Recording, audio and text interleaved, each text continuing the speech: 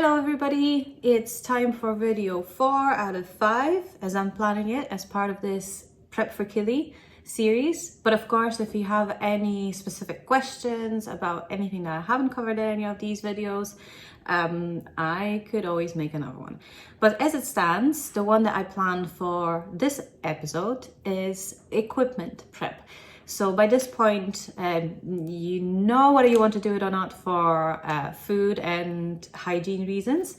And if you have committed, you decided, yes, I'm definitely doing this. I am not afraid of camping in the wild in Tanzania. Then you might have booked your Kilimanjaro trip and you are undertaking your training, which we covered in the last video. So as you're doing that, you will be thinking, what is it that I need? And I don't know about all the other travel agencies, but Alteza had, as part of the itinerary email sent to me after booking, they also gave me an equipment list to check off to make sure I've got everything before I even head over there.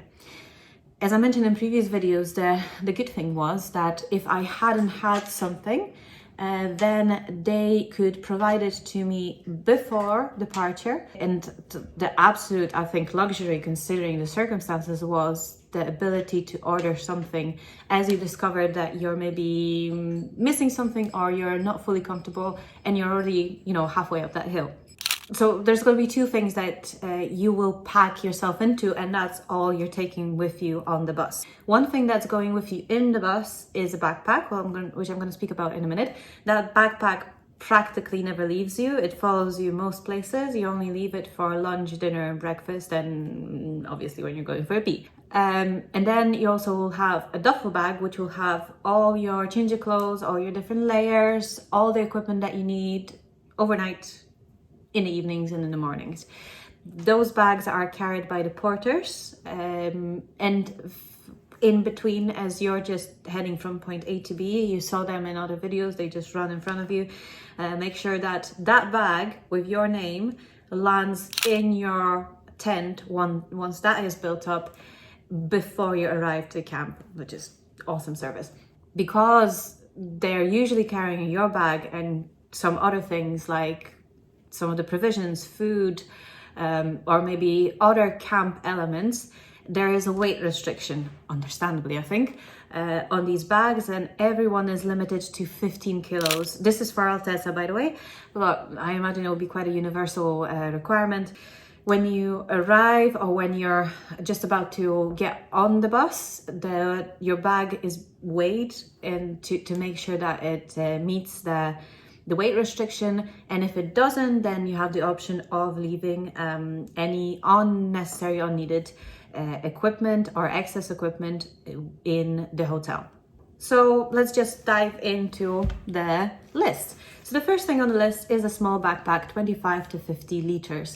That is the backpack that you'll be carrying every day as you're moving, like I said, from point A to B. The reason why you have that backpack is to have your several different layers, because that was definitely the case that if the sun was out, it felt really warm and you were kind of stripping to either your base layer or even t-shirts. I invested in pants, it wasn't a big investment, pants that zipped off so you could change them into shorts.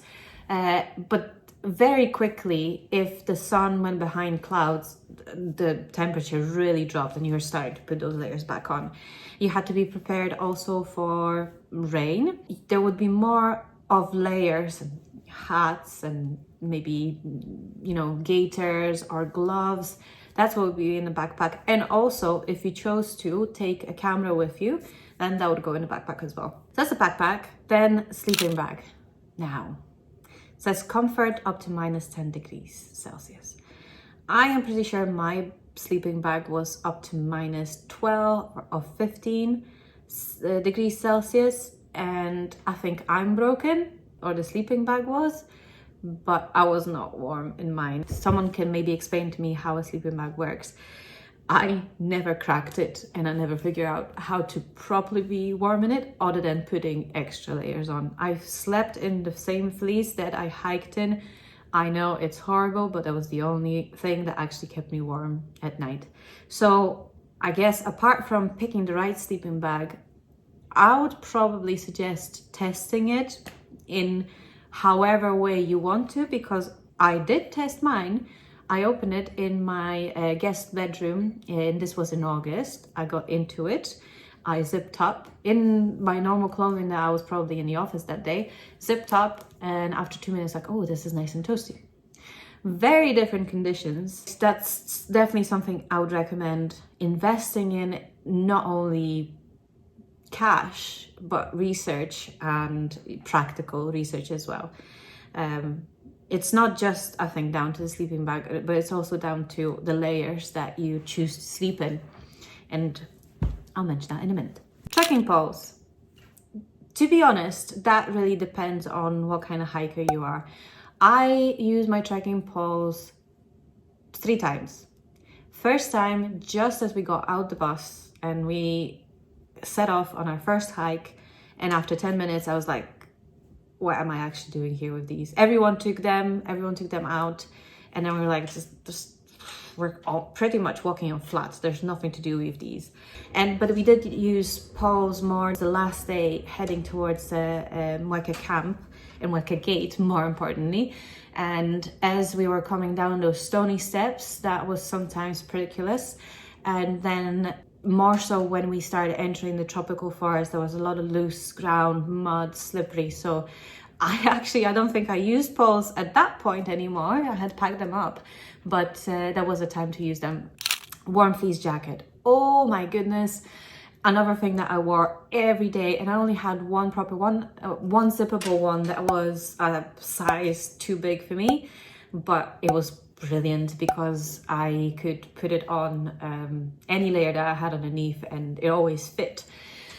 I wish I had more, because I slept in it, and like I said, it's horrible to be in this dusty environment and then end up putting it on as you're sleeping, but you're so desperate that you really don't care. You know, this is survival, really. So they recommend here 2 pieces. I should have had 2 zippable ones, because the other fleece jacket that I had was actually just a fleece jumper that only zipped up from here, you know, just the neck. It would have not been comfortable to put on to sleep in. It was just one of the layers to have underneath.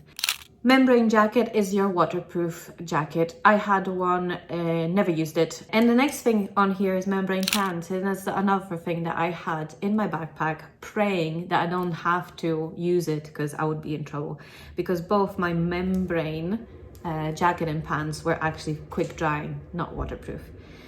Since then, I finally got a pair of waterproof trousers, waterproof pants. They're not fashionable, they're massive, but the idea is that you can pull them on your ankles, and you know, they can go over they're big, so they can go over any pants, any trousers that you have on you. Quickly pull them on in case it starts raining. That's probably something that might take more space in your backpack, but it's something that's recommended to carry with you all the time. I'll jump to the end just because it's relevant. Waterproof poncho. If you don't have a membrane jacket, that's your option. It was always there attached to the backpack in case the weather changed. It's expected that the weather can change anytime.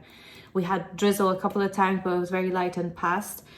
But the tropical area, the tropical forest, for us when it was coming down, that's often they expect that it might rain there. So it's something that either invest in. Hey, you probably can buy one for $10 rather than having to rent one. So this is definitely something you should get before traveling.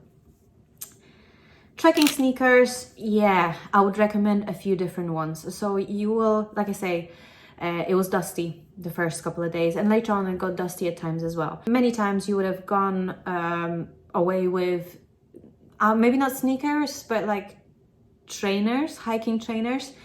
I would always vouch for ones that protect your ankle at least, because you know, one bad step and that can really ruin your whole trip. Something that I wish I had was kind of warmish or easy to put on sneakers for getting up to the toilet in the evening or in the middle of a night. To have something that I could just slip on quickly but would keep my feet warm, but was dust proof, dirt proof, or at least it wasn't, you know, fashionable and fancy, I would recommend that for sure. The thermal underwear, don't underestimate it, and do take a few sets. Here they say recommend 2 pieces, which I read top and bottom, but you probably want 2, 3, 4 sets. And this is in case you want to sleep in them and want to increase your chances of being warm at night. Definitely go for a good material, merino wool, natural wool, something that will keep your body heat. Storm jacket or down jacket for summer day. I had a ski jacket and it was very, very cozy. It was very nice. And I had, next thing is storm pants or ski pants for summer day. I had ski pants. So I had a ski, it actually wasn't a set, but it looked like a set because it was the same color. Matchy. Yeah, comfort minus 15 degrees. I think that's what mine are, if not more. Do check the labels.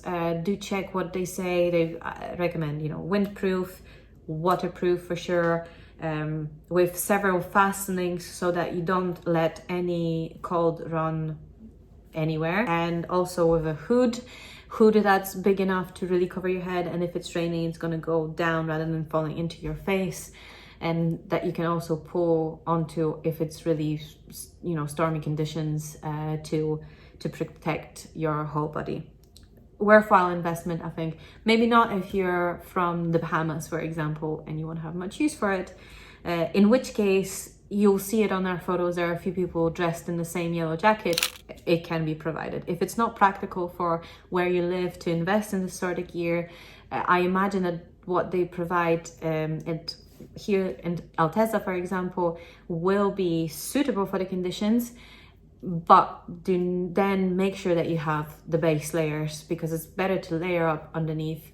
You want, obviously no one wants to strip when they're going up. It's when you're going down that you want to start stripping, and that's what you have to be prepared for, and that's why you have to have space in your backpack.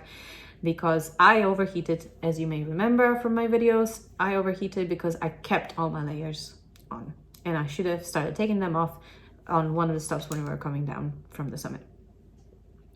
Gloves or mittens for summit day. So, and just underneath that, there's fleece gloves. So you'll want gloves for different occasions. One that you definitely need gloves for is when you go up the Branco wall, because you are doing a bit of scrambling, you're touching the rocks. So to protect your hands, have a pair of gloves for that. Then you've got mittens for the summit day. You probably know that if you start exposing your body to, your naked body, your skin to the cold, it can really affect the rest of you really quickly.